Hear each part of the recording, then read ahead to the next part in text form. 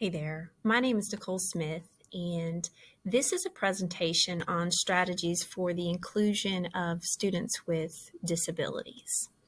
We're going to talk about learning styles specifically. I am a special ed teacher at Crescent Elementary. Our objectives for this course are to define learning styles, explain strategies for each learning style, and discuss how learning styles support cultural experiences among students with disabilities. When we say learning styles, I'm going to be talking about the VARK model, and that is the visual, spatial, auditory, reading, writing style, and kinesthetic or tactile style. If you'd like to take a survey to see what your primary learning style is, this is a great one, vark-learn.com/the-vark-questionnaire. And this gives you an idea based on some of the questions, what areas you kind of hone in on when you're trying to learn.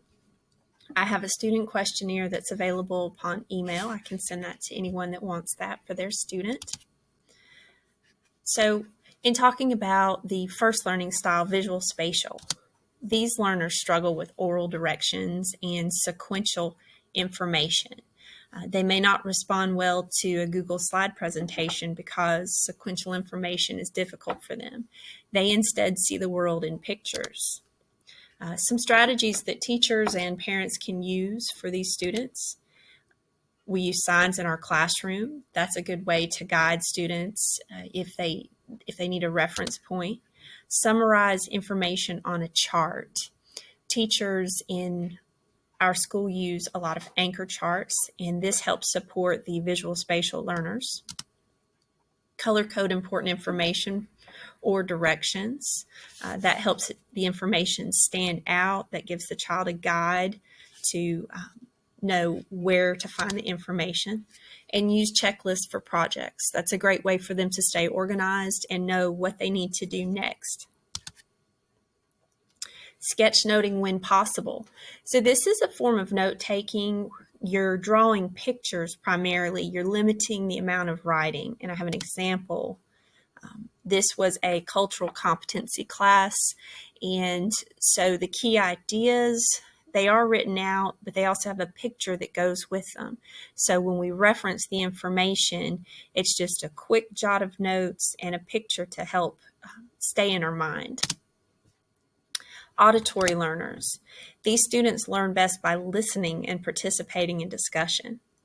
Many auditory learners have poor reading comprehension skills, but their listening comprehension skills are very good. So how can we support these students? Some strategies are use music when possible. For example, kindergarten might use a song to help with letter sounds. This is helping the child key in on that listening comprehension and build it into their memory. Study buddies to help explain concepts.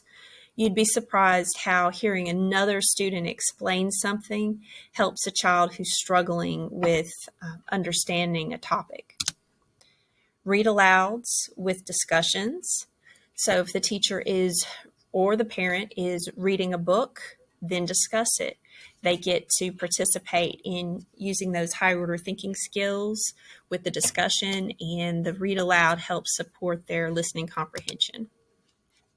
And have students reason aloud. We want them to think things through out loud so they're hearing their own answers. They're hearing their cohorts or the other students in the class reason. That's going to support their thinking skills. Students who prefer to learn by reading and writing, they usually have strong reading skills and they may take detailed notes. These learners can help serve as study buddies for students with disabilities. So this is a type of learner that may not always have challenges academically, but they can help support other students who do have challenges. But we want to help organize the students who prefer reading and writing as their learning style, and some strategies for that. Model for them how to take notes. There are plenty of videos on YouTube. I have one specific video I do enjoy. model how to study from notes. So if you were going to study with your student, you would review their notes and you could teach them how to quiz themselves based on their notes. You can make a fun game out of it at home as well. Model highlighting passages correctly. So we want our students to draw details from passages, nonfiction passages. Try to have them find at least 3 specific details and show them, okay, well, let's highlight what one key detail is. Can you find 2 more? This is also practiced in ELA class a good bit. Use notes for Kahoot games. So Kahoot is a game, a very fun interactive game that you can use online. A lot of the teachers use it as kind of a study review. And if they're good note takers, allow them to use their notes to do the Kahoot to see how well their note taking was, and it's helping them practice how to study from their notes. This is an example of outlining. This is kind of a standard. You do a main topic, a subtopic with details, and keep going. They've also added some pictures, so you can throw in some sketch noting with an outline. Guided notes. This could be done in class with teachers provide a handout that has the outline points already typed, and you're just going through with the student as they fill in the ideas. And it becomes a study guide for the cumulative test at the end of the unit. And that's something they could take home and show their parents, and parents could work with them on studying. Kinesthetic learners or tactile learners, these learners work best by touching or doing. They may require a lot of movement, or they have to feel things to make that imprint on their brain. They do best when there's physical activity involved, and some strategies to support that at home or in the classroom. Tracing letters or numbers in sand or shaving cream. You can even use table salt if you have that available. Have them practice their alphabet or their letter sounds. Have them make their own flashcards. You can use pipe cleaners to do flashcards. You can use sand or glitter. You could do this for math facts. You could do it for letter sounds, sight words. Learning games with movement. Four Corners is a good learning game to help them move across the room but listen to the information. Foldable study guides. This is one of my favorite. So when you have a moment, I'd like you to Google Dina Ziki, Google her name and foldable study guides. There is some information on the internet, her examples of using foldables to make a study guide. I like to practice that in my class a good bit. And the students really enjoy not only that they've created something, but they can use it as a learning tool. Multimodal. Multimodal students, these learners subscribe to more than one of the previous learning styles, so they may be a combination of two or more of the learning styles. Students, an example would be a student that researches a historical figure. They might need to create a costume, create note cards, and perform dialogue to really get into the learning process. Some strategies to support these learners touch on all areas of the previously listed strategies. Use kinesthetics, use read and write, use auditory. That helps them combine all their needs. Offer choices when possible. So our big takeaways from these learning styles: color coding supports all learning styles. Note-taking helps visual and auditory learners.